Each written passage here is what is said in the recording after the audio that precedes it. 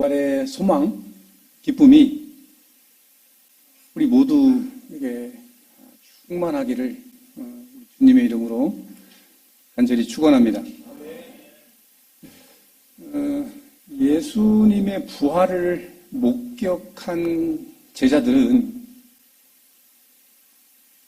죽음의 자리에도 마다하지 않고 자원해서 그 자리에 섰습니다. 막달라 마리아, 그리고 마리아, 그리고 또 다른 여인들이 예수님의 무덤에 찾아갔더니 예수님께서 계시지 않는 겁니다.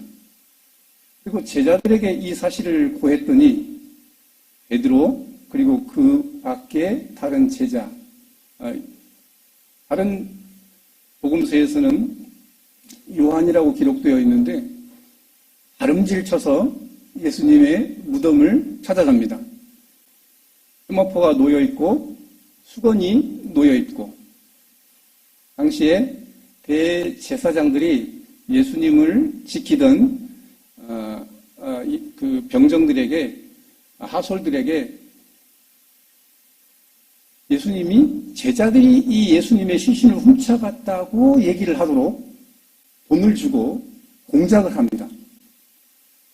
어쨌든 예수님께서 다시 살아나셨고 예수 그리스도의 부활을 목격한 제자들은 죽음의 자리에도 주저하지 않고 서게 됩니다.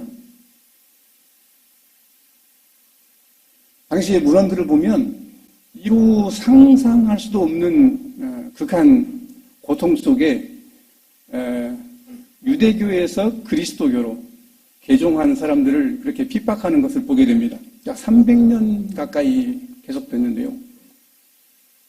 우리 태워 죽이기도 하고, 그 양을, 짐승을 잡아서 껍질을 벗기고 그 껍질을 사람에게 씌우는 거예요.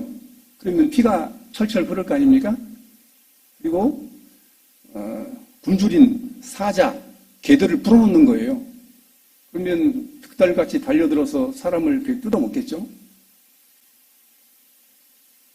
목사들이 울거리는 곳에 기독교인들을 집어넣기도 하고, 제정신 가진 사람이라면 내 처자식이 있는데 내 처자식을 그런 극한의 고통 속으로 몰아넣으면서 그 자리를 걸어가겠느냐고요.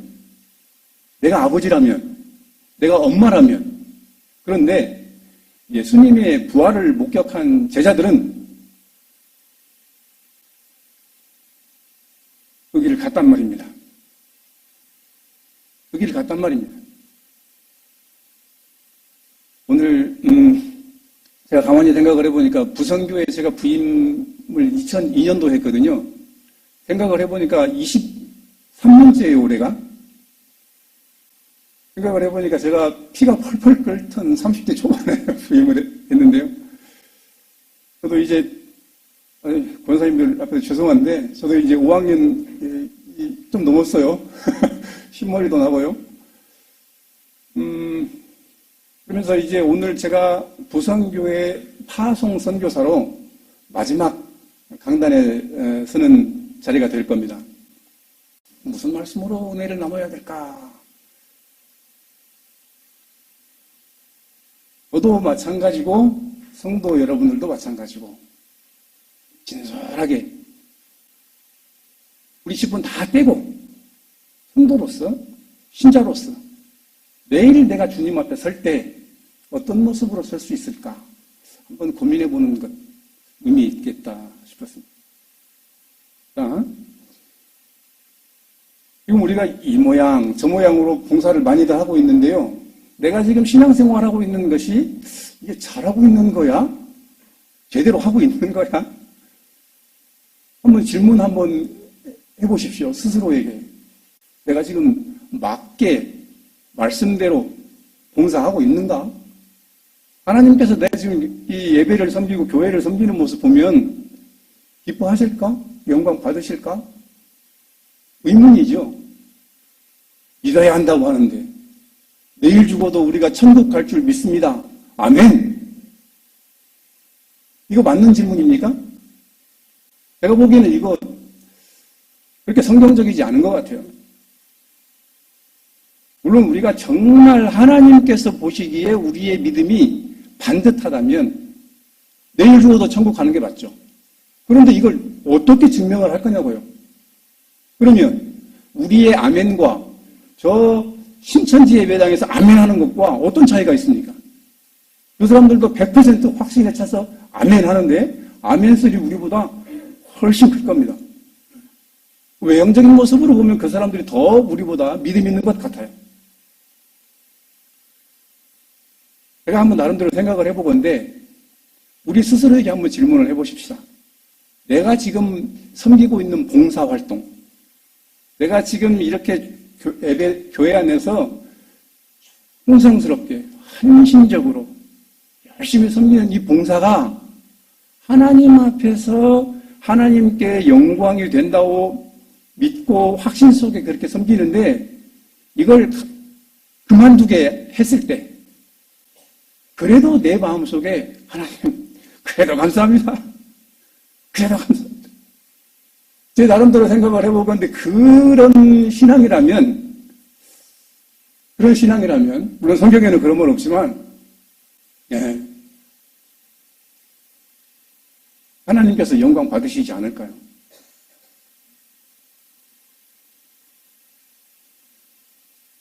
왜 제가 이런 말씀을 드리냐면 오늘 본문이 그런 본문이거든요. 900년을 최선을 다해서 타의 추종을 불허할 만큼 열심히 신앙생활을 한다고 자부했던 사람들이 예수님한테 보인 반응입니다. 그래서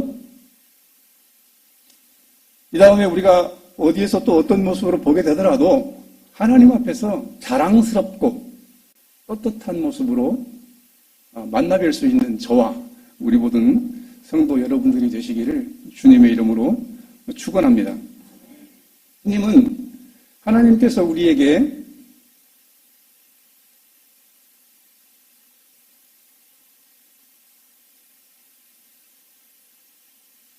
세 가지 절기를 역시 깨졌군요. 세 가지 절기를 주셨는데요. 아주 중요하지 않습니다.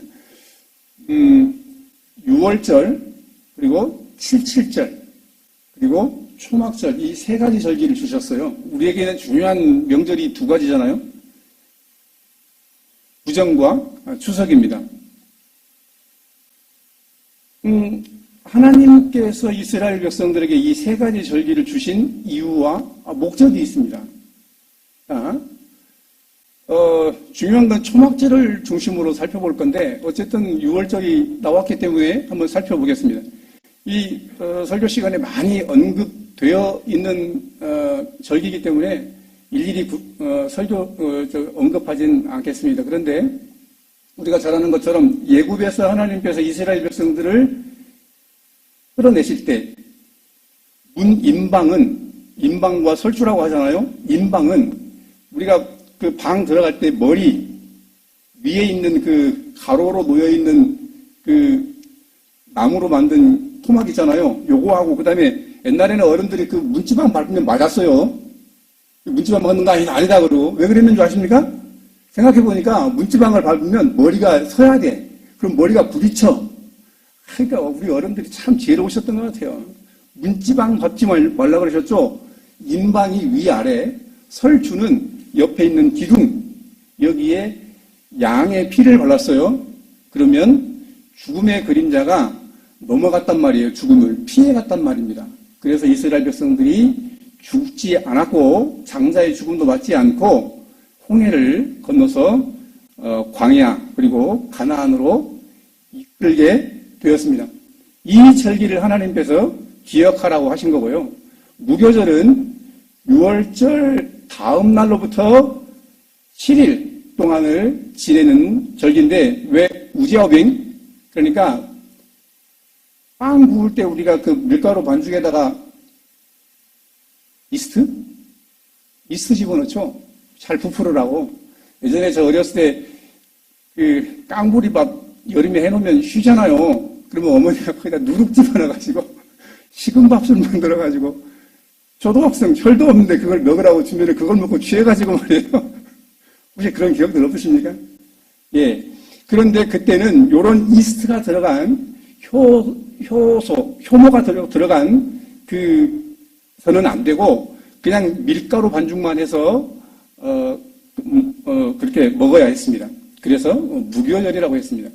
77절은 6월절로부터 49일 후, 그러니까 50일이 되는 날을 하나님 앞에 첫 수확으로 거둔 초학을 먼저 하나님 앞에 예배로 드리는 거고요.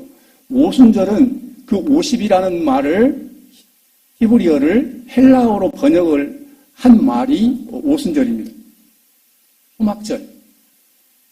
요거는 이제 6월절은 우리 절기로 치면 3월달, 4월달인데 요 6월절을 하나님께서 강제로 제정하셔서 너희들이 예굽에서 출애굽한 그 날을 1년의 첫 시작으로 삼아라.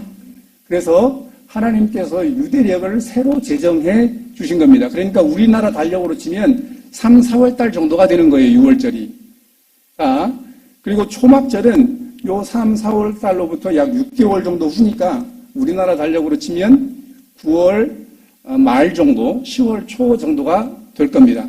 요 초막절에 우리가 같이 읽은 본문 속에서 예수님께서 유대인들에게, 이스라엘 백성들에게 교훈하시는 내용이 있고, 그리고 요한복음 6장의 오병이어의 사건 속에 보면 하나님께서 6월절을 배경으로 설명을 해주시는 게 보입니다. 그러면 이거는 그냥 하나님께서 제정해 주신 게 아니고 이미 출애굽기나 구약 성경에 보면 많은 부분들에서 하나님께서 이 절기들을 지키도록 그렇게 말씀을 해 주셨어요. 여기 출애굽기 12장 1절로 2절을 이달을 너희에게 달의 시작 곧 해의 첫 달이 되게 하라고 그렇게 말씀을 하셨죠. 그리고 그 문인방과 문설주의 양의 피가 발라져 있는 집을 너희를 넘어가리니 재앙이 너희에게 내려 멸하지 않을 것이라 그렇게 말씀을 하셨고요. 자, 요게 중요합니다. 요게 그 6월절을 지키라고 말씀하신 하나님의 목적이 계셔요. 자, 히브리서 7장 29절 물론 다른 많은 부분도 있는데 알아듣기 쉽게 몇 구절만 제가 찾아서 기록을 했습니다. 히브리서 내용, 전체적인 내용이 그렇습니다. 그 유대교에서 율법을 지켜야 구원을 받는다고 생각하는 사람들이었는데 예수 그리스도교로 개종을 한 사람들이었어요. 그런데 예수님께서 돌아가시고 부활해서 승천하시고 모진 핍박을 견디면서 예수님의 가르침을 따르고 있었는데 다시 오신다는 예수님은 오시지 않고 그 예수님 믿는 것 때문에 핍박은 너무 심하고 도대체 이 예수님은 언제 오신다는 거야? 그리고 그 유대교 율법을 지킴으로 구원을 받는다는 사람들의 끊임없는 회유와 협박에 견디다 못해서 야 우리 다시 그냥 유대교로 돌아갈까? 하는 이런 회의감에 빠져있는 사람들이 있었단 말이에요. 그때 히브리서 기자가 야 그래서는 안 돼. 그래서는 안 돼. 우리가 다시 예전에 그 못된 현실로 돌아가면 안 되는데 이유가 뭐냐면 예수님께서 너를 위해서 단번에 십자가 제물로 돌아가셨는데 그 크신 사랑과 그 은혜를 깨닫고도 네가 다시 예전에 그 율법으로 돌아간단 말이야? 안 돼. 이렇게 지금 말씀을 하시는 거고요. 그게 누구를 예표하는 거다? 출애굽할 때 양을 잡아서 죽음을 모면했던 그 예수 그리스도 어린 양의 완성을 의미하는 거라 이 말입니다. 예수님께서. 그리고 어제 오늘이 부활절인데요. 어제 이제 예수님 돌아가셨죠? 어제 9시 정도에 십자가에 달리시고 그다음에 오후 3시까지 모든 고난을 이기셨죠? 그리고 3시에 운명하셨어요. 3시에 운명하시고 그 유대인들은 토요일이 안식일이었잖아요. 그런데 그 유대인들의 저녁은 언제 시작이 되냐면 오후 해가 넘어가면 시작이 돼요. 그러니까 아리마다 요셉이 해 넘어가면 안식일이면 그걸 시신을 내릴 수가 없으니까 해 넘어가기 전에 이걸 빨리 처리할 수 있도록 시신을 수습할 수 있도록 해주세요 하고 그 병정들에게 요구를 하잖아요. 그래서 예수님을 내려서 그 시신을 수습을 합니다. 그런데 이 출애굽기 12장 46절에 보면 12장에 보면 출애굽을 한 다음에 하나님께서 이스라엘 백성들에게 양을 잡아서 가족들끼리 나누어 먹으라고 명령을 하시는 게 나오는데 그때 특별히 뼈를 꺾지 말라고 말씀하십니다. 그건 뭐냐면 예수님께서 십자가에 달리실 때 옆구리에 창을 찔림 받으셨잖아요. 그리고 피와 물을 다 쏟으셨단 말이에요. 그러니까 그 십자가에 달리면 물론 상대적이긴 한데 일찍 운명하는 죄인들도 있지만 그렇지 않고 길게는 3일 동안을 그렇게 매달려 있는 사람들도 있었다고 해요. 그래서 이 무릎을 쇠망치로 치는 거죠. 여기 정강이를. 그러면 어떻게 되겠습니까? 뼈가 부러지겠죠. 일반적으로는 그렇게 했는데 예수님을 그렇게 무릎을 치려고 봤더니 이미 예수님께서는 운명을 하셨어요.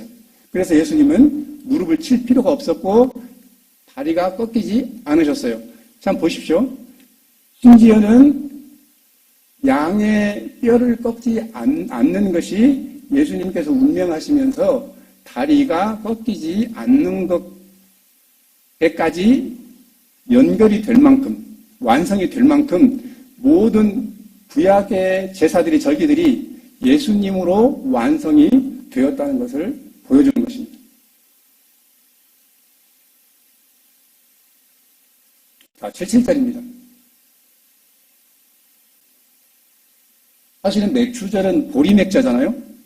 근데 성경에서는 우리나라식으로 번역을 하다 보니까 5월, 6월에 우리나라 보리 수확기잖아요.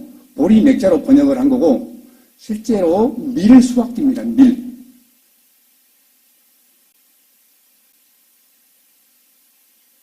밀을 수확해서 1년 중에 가장 소중한 것을 하나님 앞에 먼저 제사를 드리는 것입니다. 그렇게 가나안에 들어가서 광야 생활할 동안에는 그 척박한 광야에 씨를 심을 수가 없었지 않습니까? 그러니까 이 절기들은 가나안에 들어가서 지키도록 하나님께서 그렇게 명령을 하신 거예요. 자, 6월절이 1월 14일인데 1월 14일 날 6월절을 지키고 첫 번째 맞는 안식일에 밀인지 보리인지 정확한 그 번역은 나와 있지 않지만 어쨌든 곡식단을 하나님께 드리도록 되어 있어요. 그게 초실절인데 처음으로 열매 맺은 걸 하나님께 드리는 건데 그 의미가 요 맥주절에도 이어진단 말입니다. 그래서 가나안에 들어가서 하나님의 은혜로 인해서 열매를 거둔 수확의 첫 것을 하나님 앞에 드리는 건데 가장 좋은 것, 보십시오. 처음 거둔 열매 가장 좋은 것. 그러니까 이것은 가장 좋은 일부를 드리는 데 중점이 있는 게 아니고 중요한 의미는 내 모든 것이 하나님의 은혜요, 하나님께서 주셨다는 고백인데 그 일부를 구별해서 드리는 겁니다. 중요한 건 우리의 생명, 우리의 모든 것이 다 하나님 거라는 겁니다. 아멘입니다. 하나님께서 이스라엘 백성들을 광야로 인도하실 때 우리 잘 아는 것처럼 그 광야로 인도하신 이유가 있어요. 지중해로 해서 약 40일이면 한 달 달포가 한 달 반 맞습니까? 면 갈 수 있는 거리인데 그곳은 블레셋군이 있었고 그래서 이스라엘 백성들이 그 위험들을 극복하고 가나안으로 들어가기가 어려웠어요. 그래서 광야로 이끄셨단 말입니다. 시내산으로 굴곡을 져서 원래 일정이 하나님의 계획은 1년이었습니다. 1년. 그런데 광야에서 몇 년 살았습니까? 40년. 40년. 자, 그런데 요건 신명기 8장의 내용은 40년을 염두에 두고 한 얘기가 아니고 광야에서 하나님께서 광야로 너희들을 인도한 내용에 대한 이유를 설명해 주는 건데 너희들을 좀 겸손하게 그 하나님의 은혜도 좀 깨닫고 좀 어려움도 좀 겪어보게 해서 하나님의 은혜로 내가 살아갈 수밖에 없는 존재라는 것을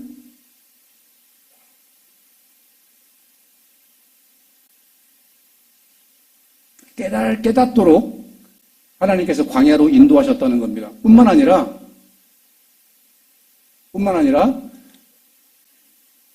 광야에서 자신의 노력으로가 아니고 하나님께서 만나를 그냥 내려주셨잖아요, 말씀으로. 그래서 그 모진 광야 생활을 이기고 살았음을 하나님의 말씀으로 산다는 것을 직접 보여주기 위해서 하나님께서 광야로 인도하셨다는 겁니다. 이제 초막절입니다. 말 그대로 풀로 장막을 짓고 사는 건데 집을 떠나서 밖에다가 야외에다가 텐트 장막을 치고 사는 겁니다. 그런데 요즘처럼 야외로 차박 캠핑 가는 요걸 생각하시면 안 되고 장막을 치는데 얼기설기 쳐서 밖에 찬바람이 숭숭 불어오고 밤에 누우면 하늘의 별이 보일 정도로 얼기설기 지어야 합니다. 요거의 핵심은 뭐냐면 광야 동안 광야 생활할 때 우리 조상들이 겪었던 그 고난과 어려움, 힘겨움을 직접 경험을 하면서 그 광야 생활할 때 우리 조상들이 모진 고난 속에서도 하나님의 은혜로 견디고 이겨서 가나안 약속의 땅으로 들어오게 하신 그 하나님의 은혜를 기억하도록 일주일 동안 저렇게 살라고 하나님께서 제정해 놓으신 절기입니다. 자, 그런데 지금 우리가 읽었던 본문 속에서 이스라엘 백성들이 지금 초막절을 지내고 있습니다. 명절 끝날, 그러죠? 초막절은 일주일 동안 지내도록 되어 있고 그 일주일이 끝난 그 다음날 8일은 이스라엘 온 백성들이 성전으로 모여서 큰 성회, 거룩한 하나님을 예배하고 하나님의 말씀을 듣는 성회로 모이도록 되어 있습니다. 그런데 그 이스라엘 백성들이 다 모여있는 자리에서 지금 예수님께서 말씀을 하시는 거예요. 뭐라고 말씀하시느냐? 와라. 목마른 사람은 다 내게로 와라. 그리고 아이에서 마셔라. 그러면 그 배에서 생수의 강이 터져나올 것이라고 지금 말씀하시는 거예요. 자, 그런데 이사야서 9장 1절로 2절 보면 한번 보십시다. 이 다음에 메시아로 오실 그 메시아를 뭘로 비유를 하느냐면 빛으로 비유를 합니다. 흑암에 행하던 백성이 큰 빛을 보고 사망의 그늘진 땅에 거하던 자에게 빛이 비치도다. 자, 그런데 그 예언하신 빛이 어떤 식으로 오셨냐면 요한복음 1장 1절로 5절 그리고 9절로 10절 보면 태초에 말씀이 계시니라 이렇게 시작을 하시는데 그 말씀이 어느 분이에요? 예수님이죠. 여기서 태초는 창세기에 나오는 태초하고는 다릅니다. 창세기는 그 하나님의 시간 언제부터인가부터 있었던 시작을 모르는 그 언제부터인가 있었던 그 시작되고 있는 시간에 하나님께서 작정하셔서 야, 요때 천지 만물을 지어야지 하고 시작된 천지 만물이 창조되던 그 시점을 태초회라고 창세기에서 얘기하는 태초고 요 태초는 시작이 언제인지를 모르는 영원 전부터 있는 그 태초를 말씀하시는 겁니다.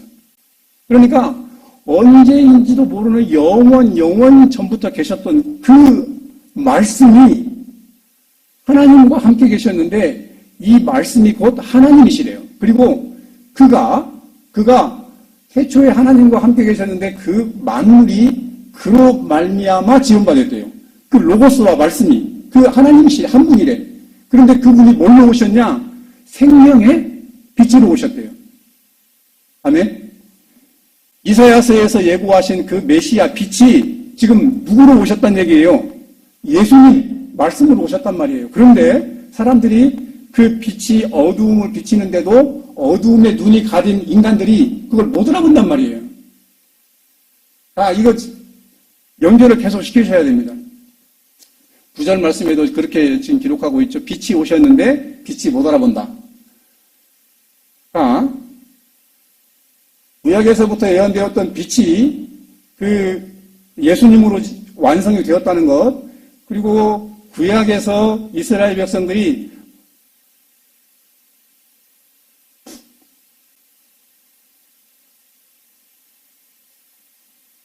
광야에서 물이 없어서 모세를 원망하고 하나님을 원망했던 때가 있었습니다. 그때 하나님께서 모세에게 명을 해서 바위를 치게 하셨고 그 바위가 터지면서 물이 흘러서 그 죽은 목숨이나 다름없었던 이스라엘 백성들이 그 물로 인해서 살아나게 됐는데 그 바위가 누구를 의미하느냐? 가리키느냐? 바로 예수 그리스도를 가리킨단 말입니다. 자, 에스겔서 47장 1절로 12절에 보면 우리가 잘 아는 유명한 말씀이죠. 하나님께서 에스겔을 데리고 성전으로 갔는데 성전 어디에서 문지방 밑에서 물이 흘러나오는데 그 물이 흐르고 흘러서 발목에 차고 허리에 차고 강이 되어서 사람이 헤엄쳐서 건너지 못할 만큼 큰 강을 이루었고 그 물이 흐르고 흘러서 죽어 널브러진 만물을 소생하게 하고 열매를 맺게 하고 그 사람을 살리고 회복시키는 약이 되었더라. 그렇게 기록을 하고 있는데 이 분이 누구란 말이에요? 예수님이란 말이에요. 예수님. 자, 그런데 우리가 잘 기억해야 할 건 레위기 23장에 보면 세 가지 절기를 하나님께서 지키라고 말씀을 하시는데 그때 보면 어떠한 언급도 없으신데 언제부터인가 이스라엘 백성들이 성전 안에서 초막제를 지킬 때 되면 제사장이 큰 금잔을 가지고 그 성전에서부터 약 600m 떨어진 실로암 연못에 가서 물을 떠다가 제단에 붓는 행사가 시작이 됐어요. 실로암은 새로 생긴 암이 아니고요. 죄송합니다.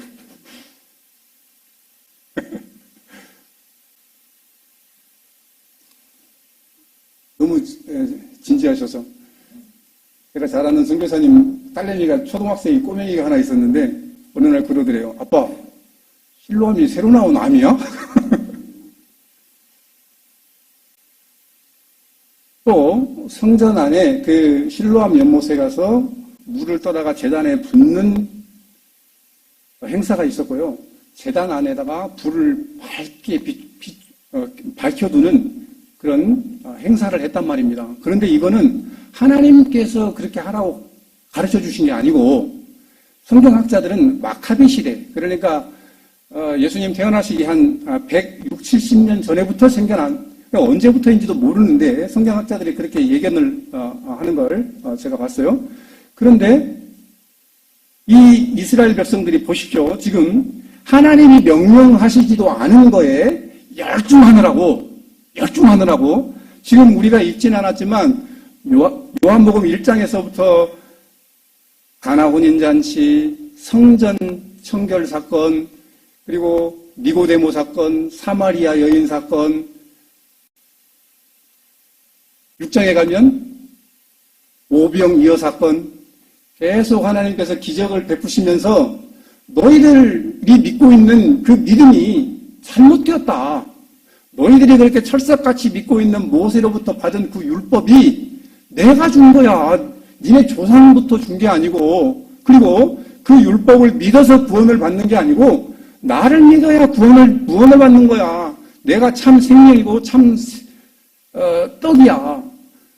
그러니까 나의 살을 먹고 나의 피를 마시지 않으면 구원을 받을 수 없어 말씀하시니까 이 요한복음 6장에서 그러잖아요. 그 유대인들이 야 도대체 뭔 소리 하는지 모르겠어요. 그 표현을 점잖게 했지만 정신 나간 소리 하는 거 아니야 저거? 어려워서 못 알아듣겠다 그러는 거잖아요. 요한복음 6장에.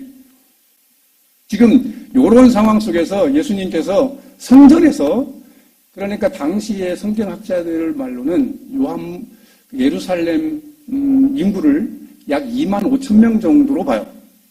그리고 2만 명 정도는 성전에 예루살렘 성에 살았고 5천 명 정도는 성전 그 성 외곽에 살았다고 그렇게 얘기를 하는데, 적어도 명절이니까 그런 명절 때면 남자들은 1년에 3번씩 반드시 하나님의 성전에 와서 하나님을 뵈야 했잖아요. 그러니까 그 많은 사람들이 예배하러 왔다면 아마 수십 명이 성전에 와 있을 거란 말이에요. 그 많은 사람들이 좀 그 사람들 앞에서 예수님께서 야 그렇게 내가 시키지도 않은 내가라고 말씀하셔도 되는 거죠. 물론 성경에는 이 말씀 없습니다. 내가 시키지도 않았는 그 쓸데없는 물 떠다가 재단에 붓는다고, 내가 시키지도 않는 성전에 불 밝혀놓는다고, 그것 조상 때부터 유전으로 물려왔던, 이어내려왔던 그거 지킨다고 구원받는 게 아니고 나를 믿어야 돼. 나를 지금 그 얘기 하시는 거예요. 예수님께서. 요거 얘기하려고 여기까지 왔네요. 요한복음 2장 21절에 예수님께서 직접 그러시잖아요. 내가 성전이다. 내가. 당시에 성전 안에서 참여드린 공회 의원이 71명인데 우리나라로 치면 국회의원 장관급들이에요. 다. 당시 유대 사회를 주름잡고 있었던 핵심 요원들이죠. 이 사람들이 무슨 짓거리를 했냐면, 예를 들어서 유대인들이, 디아스포라들이 어디까지 흩어져 있었냐면 로마까지도 그렇게 흩어져 있었으니까 그 한 번씩 예배하러 오려면 얼마나 힘이 들어요. 그러니까 예루살렘 안에 있는 사람들은 어지간하면 1년에 3번씩 예루살렘 성전을 방문을 했지만, 멀리 그렇게 떨어져 있는, 해외에 떨어져 있는 사람들은 1년에 3번씩 오기가 어렵잖아요. 그러면 1년에 3번 왔다 갔다 하다가 1년 다 가. 뭐 먹고 살아 일을 해야 되는데. 그러니까 한 1년에 한 번 정도는 오려고 애를 썼다고 해요. 자신이 못 가더라도 자기 대신에 참석하는 옆집 디아스포라 이웃 유대인들에게 돈을 줘가지고 나 대신 가서 성전 앞에서 제물을 사다가 제사를 좀 드려다오. 이렇게 했다는 겁니다. 그런데 제물을 다 끌고 올 수가 없으니까 예루살렘 성전 근처에 가축시장이 있었다. 가축시장이. 그런데 소 한 마리에 예를 들어서 1,000원 너무 싼가? 50만 원이었다면 얘들은 한 200만 원, 300만 원씩 받는 거예요. 한 마리에. 생각을 해보세요. 그리고 그 돈이 디아스포라 외지에 사는 사람들은 당시에 로마 돈을 썼단 말이에요. 로마 돈을 가지고 오면 거기에는 유대 돈이 없었을 거 아니에요. 예루살렘 성전에 오면 이 로마 돈은 안 받고, 야, 성전세를 받는데 이거 반드시 유대 돈으로 바꿔서 내. 이렇게 됐단 말입니다. 그러니까 바꾼 돈을 50%를 띄어. 10,000원을 바꾸면 5,000원을 띄어 새로. 요짓거리를 누가 했다고요? 한해된 공회 대제사장들이나 제사장들이 했단 말이에요. 그러니까 예수님께서 그걸 보고 그 장사치들을 다 쓸어내면서 내 아버지의 집으로 강도의 도굴로 만들지 마라. 내 아버지의 집은 기도하는 집이라고 말씀하신 거예요. 야, 그러면 다 이루었어요. 6월절도 예수님을 예표하는 거고, 77절 맥주절도 예수님을 예표하는 거고, 초막절도 예수님을 예표하는 거예요. 예수님에 대해서 얘기해서 모든 게 완성이 되는 겁니다. 아멘입니까? 그 예수님께서 지금 말씀하시는 거예요. 유대인들은 지금 하나님 잘 믿고 있다고 생각하는 사람들이었어요. 유대인들은 613가지의 율법 항목이 있었어요. 613가지. 365가지. 그러니까 좀 발음이 좀 이상한 365 항목. 1년이 365일이잖아요. 거기다가 248개까지 항목을 나누어서 사람 뼈 마디가 248개래요. 그래서 613가지 항목을 자신들이 만들어 놓고 그걸 다 지켰다는 거 아닙니까?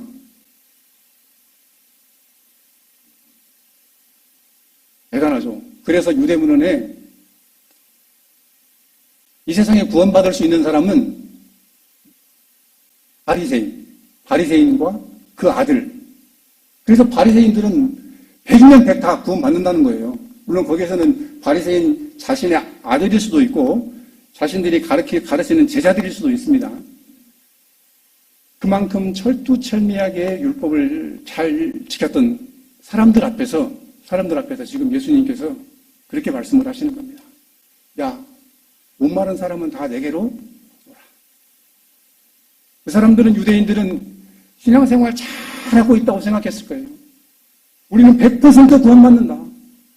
내가 섬기고 충성하는, 헌신하는, 봉사하는 모든 것은 완벽하다. 하나님께서 1.1에 틀릴 리가 없다. 내가 지금까지 잘 지켰다. 특별히 그 사람들은 자기 집 텃밭에 심었던 채소 나부랭이 하나까지 구별해가지고 11조를 드릴 만큼 철저하게 율법을 지키고 살았던 사람입니다. 그런데 지금 주님께서 보시기에는 그 사람들이 다 헛것으로 신앙생활하는 사람처럼 보이는 거예요. 목마른 사람은 다 내게로 와라. 그러면 너희들의 배에서 예수님의 배가 아니고 너희들의 배에서, 이 배에서라는 단어가 저기 있네요. 호일리아라는 단어인데 이게 속 깊은 인간의 심성의 최고 깊은 좌소, 그 마음을 얘기할 수도 있고요. 우리 어머니들이 우리 아이들 생명을 잉태할 때 그 자궁 있잖아요. 자궁. 생명을 잉태하는 그 자궁을 의미하기도 해요. 예수를 제대로 믿으면 그 속에서 사람을 살리고 회복시키고 용서하고 돕고 긍휼과 자비를 베푸는 그런 생수가 흘러나올 수밖에 없다는 얘기예요. 예수를 제대로 믿으면 지금 예수님 앞에 모여있는 그 수많은 푸른때 같은 유대인들이 예수님 보시기에는 말짱 헛 신앙생활 하는 걸로 보이는 거예요. 목마른 사람은 그래서 다 내게로 오라고 지금 주님께서 말씀하십니다. 사랑하는 성도 여러분, 제가 부임에 왔을 때 우리 이완 권사님 이런 분들이 우리 실세들이셨는데요. 우리 김시영 권사님. 제가 연만하신 우리 권사님들 앞에서 이런 말씀 드려서 죄송하지만 저도 목사, 선교사이기 전에 한 사람의 신앙인 아닙니까? 그리고 이제 저도 고국에 돌아와서 이렇게 보니까 내 새끼들이 눈에 밟히는 거예요. 제가 천국 간다고 제 새끼들도 100% 천국 가라는 보장 없잖아요. 그래서 믿음을 한번 점검해 보자는 겁니다. 우리 모두가. 물론 우리가 그동안에 헌신하고 충성한 우리의 모든 열심을 하나님께서 연락하신 줄 믿습니다. 그리고 헛된 헌신과 충성이 아니리라고 확신합니다. 우리가 그래서 중간 점검 입장에서 한번 우리의 믿음, 우리의 신앙을 재점검하고 되짚어보자 하는 얘기입니다. 자, 이제 사실은 한 2달쯤 전에 담임 목사님께 말씀을 드렸습니다. 제가 이제 아시는 것처럼 우리 비전교회 원래 계시던 성도님들은 저 좀 생소하시죠? 제가 원래 그 부성교회 파송 선교사였습니다. 파송 선교사였는데 그동안에 코로나 때문에 자주 인사 드릴 기회가 없었고요. 2018년도에 중국에서 이제 강제 수방이 돼서 나와서 하나님께서 주시는 뜻이 있어서 말레이시아를 파송을 출국을 하려고 사역을 하려고 기도를 하고 있었는데요. 이런저런 여러 가지 코로나도 있었고 또 그 나라 비자를 발급하고 하는 여러 가지 문제들이 있었는데 하나님께서 이거는 일을 순조롭게 이끌어 주시지 않는 거예요. 그리고 내 힘으로 내 여력으로 그 말레이시아를 갈 만한 능력이 안 돼요. 그러면 이거는 하나님께서 하나님의 길이 아니라고 보고요. 물론 꼭 그럼 말레이시아만 가야 돼? 뭐 대만도 있고 뭐 인도네시아도 있고 어떤 아는 선교사님이 저 중앙아프리카, 중앙아시아, 타지크스탄, 카자흐스탄 뭐 요런 그런 데로 가서 같이 사역을 하자고 그러시기도 하는데 솔직히 그런 마음은 하나님께서 안 주셔요. 제가 요령 피우는 게 아니고요. 제가 선교를 해보니까요. 한 3년은 언어 한다고 정말 많이 돌아다녔어요. 언어 한다고, 언어. 처음에 중국 가서요, 니하오도 모르고 갔거든요. 우리 서건사님 니하오 아시죠? 네. 니하오가 헬로우예요. 여보세요. 안녕하세요. 이런 뜻이거든요. 그러니까 난 놓고 기업자도 모르는 일자 무식의 상태로 중국을 아내하고 초등학교 6학년 4학년짜리 꼬맹이들 그리고 4살짜리 데리고 무식하면 용감한 거예요. 그러니까 이 성도도 멋 모를 때 해야지 요것저것 다 알면 순위하기 쉽잖아요. 꼬맹이들을 데리고 중국에 건너갔어요. 그래서 언어를 모르니까 뒤에서 막 욕을 해도 웃게 돼요. 못 알아들으니까 나 아는 체 하는 줄 알고. 근데 나중에 언어 할 때 그 강사가 그러더라고요. 욕부터 알려주더라고요. 한국어로 치면 막 육두문자 들어가는 그런 욕 있죠? 그거를 학원 강사가 알려주는데 왜 그러냐 그랬더니 야 니들 시장 가면 니들 한국 사람들 욕하는지도 모르고 니네 웃잖아. 그러니까 그런 바보짓은 하지 말아야지. 욕은 알아들으라고 그러면서. 그래서 언어를 모르니까 너무 현재 생활하는데 어렵고, 두 번째 선교사가 가서 해야 되는 일이 뭡니까? 복음을 전하는 건데 언어가 안 되면 복음을 전할 수가 없어요. 중국은 그나마 조선족 동포분들이 계셔서 통역을 통해서 하시는 분들도 계시긴 하던데 제가 보기에는 그것도 한계가 있어요. 왜냐? 선교사가 마태복음 1장 1절을 설교를 했는데 얘는 엉뚱한 거 통역을 하고 있어. 제가 그런 경우를 본 적도 있고요.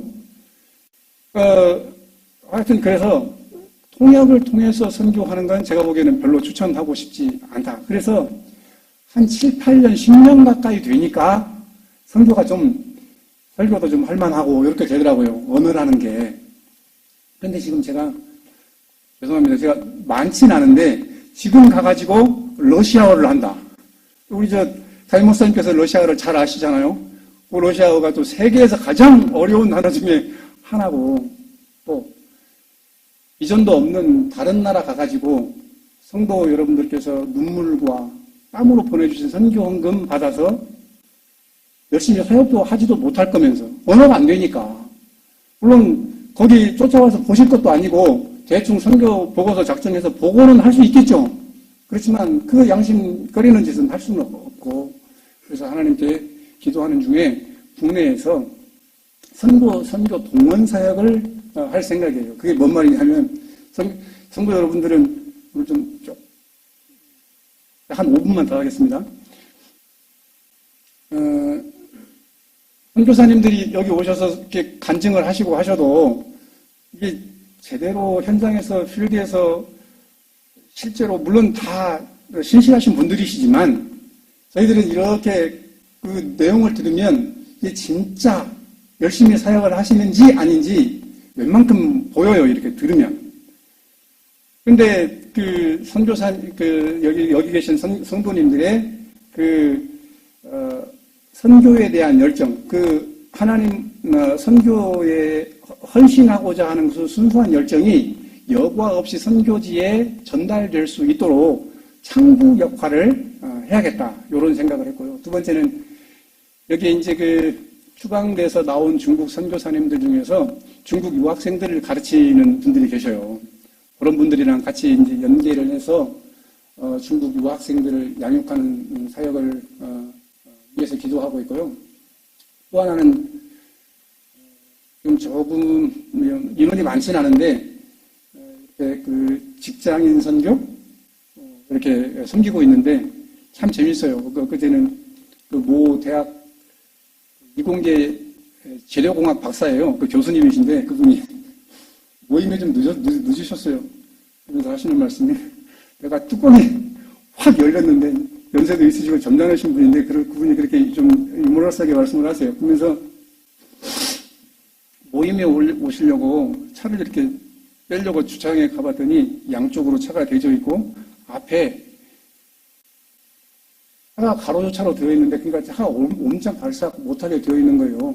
그런데 전화번호도 없지, 차가 파킹이 걸려 있지, 그러니까 차가 뺄 수가 없는 거잖아요. 교무과에 전화를 해서 그 차 번호를 조회를 해보니까 학생차인데 어지간히 바빴는가 봐요. 차를 그렇게 가로주차를 해놓고 가니까 교수님이 차를 못 빼가지고 모임에 오실 수가 없어서 늦었다고 그러면서 내가 오늘 모임만 아니었으면 그거 확 한번 했을 건데 그러시면 그런 말씀을 하시더라고요. 그런 모임을 통해서 이렇게 직장인 선교에 굳이 이름을 붙이자면 그렇게 될 것 같습니다. 그래서 그분들께 섬기는 사역을 하고 있습니다. 그래서 어쨌든 영혼을 세우고 살리는 일에 하나님께서 진보가 있도록 위해서 기도해 주시기 바랍니다. 이제 제 좀 짐을 벗으려고 해요. 요거 우리 저 부성교회에다 떠넘기고 이양을 해드릴 테니까 저 광명교회입니다. 이제 저는 가기 어려워요. 저기 다 신분이 노출돼서 다음에 이제 담임 목사님을 중심으로 우리 부성교회가 선교사님을 재파송하든지 다른 분을 보내서 저희 가면 제 이름만 내면 저희 마음 놓고 사역하실 수 있어요. 정말요. 저 친구들이 잘해줄 겁니다. 그래서 저뿐만 아니라 10명, 20명, 30명 선교사를 많이 파송하는, 그래서 하나님께서 우리 부성의 재단을 넘치도록 축복해 주셔서 그렇게 선교에 올인하고 헌신하는 우리 부성교회가 될 수 있기를 주님의 이름으로 축원합니다. 이제 저 교회, 부성교회 교회, 왜냐면 이 교회 제가 세운 게 아니고 아시죠? 우리가 선교원금 다 들여서 세운 교회에 저거란다. 저 교회에. 우리 권사님들 눈물 콧물 다 드리면서 기도하셔서 세우신 교회예요. 제 교회가 아니고 부성교회 지교회입니다. 이제 제가 넘겨드렸습니다, 담임 목사님. 이제 16년도에 건축한 지교회 회도교회고요. 여기는 조금 이따 사진에 보실 텐데 전도사님 고향, 그러니까 우리 광명교회에서 한 10km 정도 떨어져 있는 지교회입니다. 그러니까 여기는 또 광명교회의 지교회가 되는 거겠죠. 위에서 기도해 주시고요. 이 친구들이 사역자들인데 저기 한 분이 빠졌어요. 여자 사역자가 한 분 더 계신데 맨 왼쪽에 성도님들이 보시기에 왼쪽에 앞줄 흰 티셔츠 입고 계시는 분이 장모님이시고요. 부성교회 책임자고 그 옆에 계시는 분이 사모님 동생. 그리고 이제 중앙에 티셔츠 입고 계시는 남자 여자분이 전도사님 내외분이에요. 전도사님 내외 운남신학교를 졸업을 하신 분이고, 그리고 좌우에 계시는 분들도 같은 사역자인데 원래는 7분인데 한 분이 빠져서 제가 여기 추방된 다음에 야, 니네 보고 싶으니까 사진 좀 보내시 그랬더니 제가 사진 찍어 보냈어요. 근데 그때 한 분 빠져서 이제 거기도 3년 정도 코로나 때문에 제한이 걸려 있다가 예배를 드린 지 한 4, 5개월 정도 됐어요. 그런데 그 중앙에 있는 전도사님 내외분, 저분들을 통해서 2012년도에 그 부성교회에 30년 만에 처음으로 주일학교가 세워졌거든요. 그리고 주일학교가 예배가 드려지고, 그리고 그 연말쯤 중고등부 청소년 예배가 드려지고, 그리고 그 다음에 청년 예배가 드려지고, 그렇게 주일학교가 세워지고, 어렵게 고명에서 수백 킬로미터, 1000km 이상 떨어진 데서 주일학교 사역자들이 와가지고 우리 교회에서 주일학교 교사 양육 세미나를 2회, 한 3회 정도 했었거든요. 그래서 그분들 도움으로 우리 부성교회라고 했네요, 제가. 광명교회에. 같죠, 부성교회나 광명교회나 이제. 그렇게 주일학교 교사들이 세워지고, 주일학교 예배가 잘 드려졌었는데, 코로나가 시작되고, 교회 탄압이 시작되면서 주일학교가 없어졌어요. 교재들도 다 뺏어가고, 그래서 주일학교 섬기던 자매들도 다 흩어져서 외지로 돈 벌러 갔다는 소리를 들었습니다. 하나님께서 광명교회를 불쌍히 여기시기를 원합니다. 이 광명교회가 중요한 이유는 이 광명교회에서 그 라오스 교회 사역자들을 불러가지고 여기서 교회 음악 세미나도 하고, 그다음에 교회 성경 세미나도 하고 해서 다시 파송하고 돌려보내고, 우리가 이렇게 부업품 같은 거 줘서 보내면은 그 검문소에서 다 반 가져가고 이런 일들을 했었거든요. 굉장히 중요한 동남아 선교의 거점이 될 수 있는 지역입니다. 위에서 기도해 주시고요. 모르겠습니다. 하나님께서 또 어떻게 역사하실지. 이 친구들은 지금도 저 다시 들어오는 줄 알고 어제 그제도 그 부활절 거기서 예배한다고 전도사님한테 카톡 미치에 왔더라고요. 선생님 다시 들어오실 걸 기대하고 기도합니다. 그렇게 왔던데 위에서 기도해 주십시오. 뭘 위해서 기도해 주시는 여기 이제 그 교회 성도들인데요. 제가 아내한테 울지 말라고 신신당부했는데 저 보니까 저도 눈물 나네요. 광명교회 사역자들이 좀 말씀과 기도로 이렇게 성령 충만하게 세워질 수 있도록 기도해 주시고, 그리고 저 컴퓨터 안에 내장되어 있으니까 보시고 기도할 때마다 좀 기도해 주시기 바랍니다. 제가 아니어도 다른 어떤 선교사님이라도 다시 연결이 돼서 사역자들이 좀 체계적인 말씀 훈련을 통해서 이렇게 말씀 사역자들로 세워질 수 있도록 기도해 주시고, 해체된 주일학교가 다시 회복될 수 있도록 라오스, 베트남, 미얀마 선교의 교두보가 되도록, 그 뉴스에서 우리가 여러 번 보지만 그 1대1로 얘기 많이 듣지 않습니까? 라오스로 넘어가는 1대1로 그 도로가, 철도가 우리 교회 바로 앞에 있어요. 그 라오스로 넘어가는 교두보, 그 관문이에요, 관문. 굉장히 선교적으로 중요한 위치에 있습니다. 그리고 그 주변 교회에 약 46개 교회가 있는데, 제가 나오기 전까지는 그래서 교회 음악 세미나나 성경 세미나 주일학교 세미나를 우리가 했었거든요. 그 교회 지도자들을 실제로 불러서. 그 성도님들이 여기서 눈물바람으로 기도해 주시면 저도 가서 나름 열심히, 제가 2005년도에 중국을 들어갔으니까 제 가장 젊은 한 토막을 거기다 다 불사르고 왔습니다. 물론 하나님 앞에 교만하게 들릴 수도 있지만, 지금은 물론 하나님께서 다시 나가라고 하시면 가겠지만, 지금은 선교에 대해서 큰 미련은 없습니다. 열심히 했고, 아내도 너무 건강이 많이 약해져 있었는데 지금은 많이 회복이 되어졌고요. 요 일들을 위해서 같이 기도해 주십시오. 저도 여기서 또 하나님께서 저를 필요로 하시고 저를 원하시고 하나님께서 서 있기를 원하시는 곳에서 나름대로 최선을 다해서 교회를 섬기고 성도를 섬기고 영혼을 섬기는 일에 최선을 다하겠습니다. 그래서 언제 어떤 모습으로 다시 만나게 되더라도 기쁨으로 만날 수 있게 되기를 우리 주님의 이름으로 간절히 바라고, 그동안 부족한 저와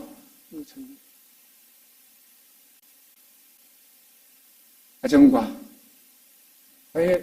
사역을 위해서 함께 기도로, 물질로, 사랑으로 동역해 주셔서 다시 한번 감사드립니다. 기도하겠습니다.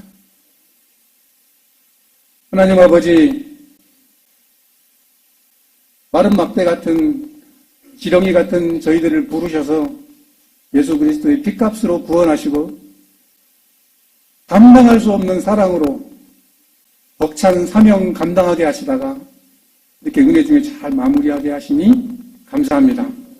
기도로 동역하게 하시고 성령 안에서 하나 되게 하셨고 주 안에 영광이 된 줄 믿사오니 하나님 아버지, 우리 마음속에 새기게 된 이 부활의 소망을 붙들고 다시 우리가 일어나서 하나님께 영광을 올려드리는 우리 모두가 되도록, 특별히 담임 목사님과 부성교회를 복 주셔서 하나님께 귀하게 쓰임받는 주님의 몸된 교회가 되도록 은총 베풀어 주시옵소서. 예수님의 이름으로 감사하며 기도합니다.